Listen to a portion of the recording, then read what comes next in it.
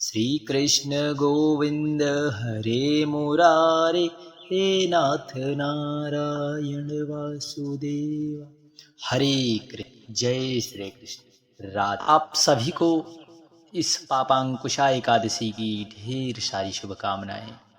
सदा सर्वदा भगवान हरि नारायण की प्रीति सदा आप उनके चरणों में सदा सर्वदा बनी रहे। भगवान श्री हरि नारायण की हम सभी लोग इस बड़ी ही पवित्र पावन पापांकुशा एकादशी के व्रत के महात्म्य की कथा को श्रवण करने वाले हैं।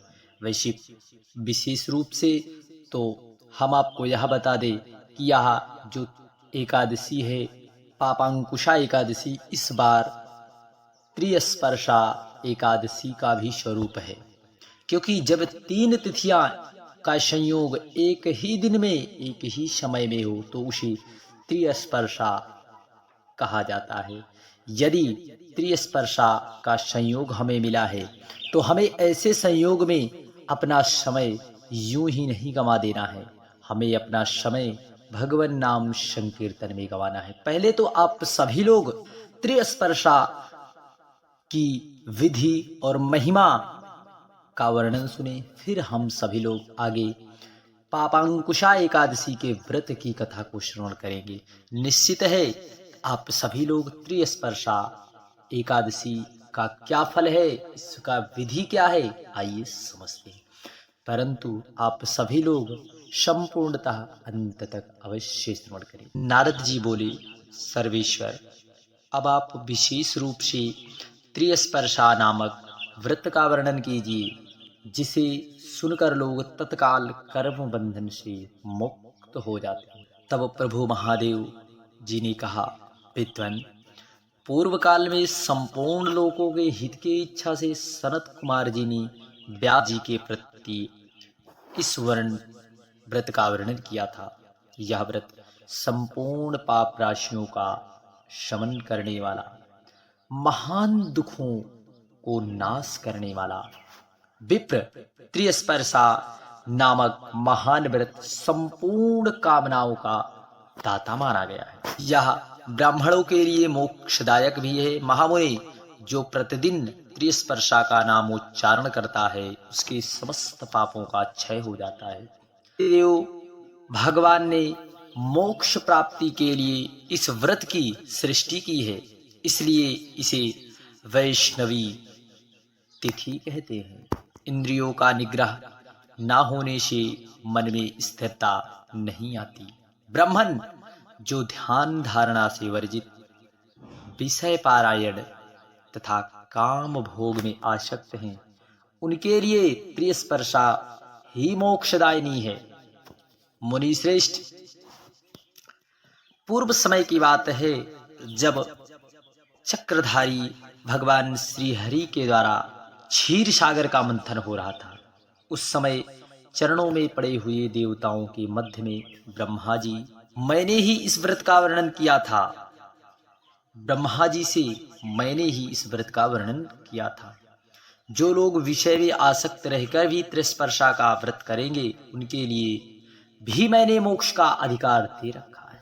नारद, तुम इस व्रत का अनुष्ठान करो, क्योंकि त्रिस्पर्शा मोक्ष देने वाली है। महामुनि, बड़े बड़े मुनियों के समुदाय ने इस फल का पालन किया है। करोड़ों पापों का नाश करने वाली विप्रवर, पापों की तो बात ही क्या, त्रिस्पर्शा से व्रत से ब्रह्महत्या आदि पाप भी नष्ट हो जाया करते हैं। प्रयाग में मृत्यु होने से तथा द्वारका में श्री कृष्ण के निकट गोमती में स्नान करने के शाश्वत मोक्ष होता है। परंतु त्रिस्पर्शा का उपवास करने से घर पर भी मुक्ति हो जाती है। इसलिए विप्रवर नारद, तुम मोक्षदायिनी त्रिस्पर्शा के व्रत का अवश्य अनुष्ठान करो। विप्र काल में भगवान माधव ने प्राची सरस्वती के तट पर गंगा जी के प्रति कृपा पूर्वक त्रिस्पर्शा व्रत का वर्णन किया था।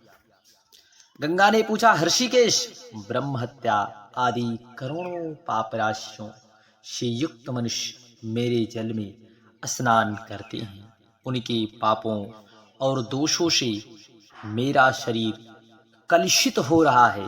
देव, गरुड़ ध्वज, मेरा वह पाप कैसे दूर होगा? प्राची माधव बोले, सुबह तुम त्रिस्पर्शा का व्रत करो, यह 100 करोड़ तीर्थों से भी अधिक महत्वशालिनी है। करोड़ों यज्ञ, व्रत, दान, जप, होम, सांख्य योग से भी इतनी शक्ति बढ़ी हुई है। यह धर्म, अर्थ, काम और मोक्ष चारों पुरुषार्थों को देने वाली नदियों में श्रेष्ठ गंगा त्रिस्पर्शा व्रत जिस किसी महीने में आए, तथा वह शुक्ल पक्ष हो या कृष्ण पक्ष, उसका अनुष्ठान करना ही चाहिए। उसके लिए तुम पाप से मुक्त हो जाओगे। जब एक ही दिन एकादशी, द्वादशी, रात्रि के अंतिम पहर में त्रयोदशी हो, उसे त्रिस्पर्शा समझना चाहिए। उसमें दशमी का योग नहीं होता। देव नदी एकादशी व्रत में दशमी वेधा का दोष मैं नहीं क्षमा करता। ऐसा जानकर दशमी एक युक्त एकादशी का व्रत नहीं करना चाहिए। उसे करने से करोड़ों जन्म के लिए जन्म के किए हुए पुण्य का तथा संतान का नाश होता है। वह पुरुष अपने वंश को स्वर्ग से गिराता और रौरव नरक आदि नरकों में पहुंचाता है। शरीर को शुद्ध करके मेरे दिन एकादशी का व्रत करना चाहिए। द्वादशी मुझे अत्यंत प्रिय है। मेरी आज्ञा से इसका व्रत करना उचित है। जगन्नाथ, आपके कहने से मैं त्रिस्पर्शा व्रत का पालन अवश्य करूंगा। आप मुझे इसकी विधि बताओ। प्राची माधव ने कहा, सरिताओं में उत्तम गंगा देवी, सुनो, मैं तुम्हें विधान बतलाता हूँ।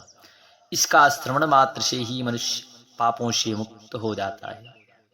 अपने वैभव के अनुसार एक या आधे पल सोने की मेरी प्रतिमा बनवानी चाहिए। इसके बाद एक तांबे के पात्र को तिल से भरकर रखें और जल से भरे हुए सुंदर कलश की स्थापना कर, जिसमें पंचरत्न मिलाए गए। कलश को फूलों की माला से आविष्टित करके कपूर आदि से सुवासित करें। इसके बाद भगवान दामोदर को स्थापित करके उन्हें स्नान और चंदन चढ़ाएं। फिर भगवान को वस्त्र धारण कराएं। तदंतर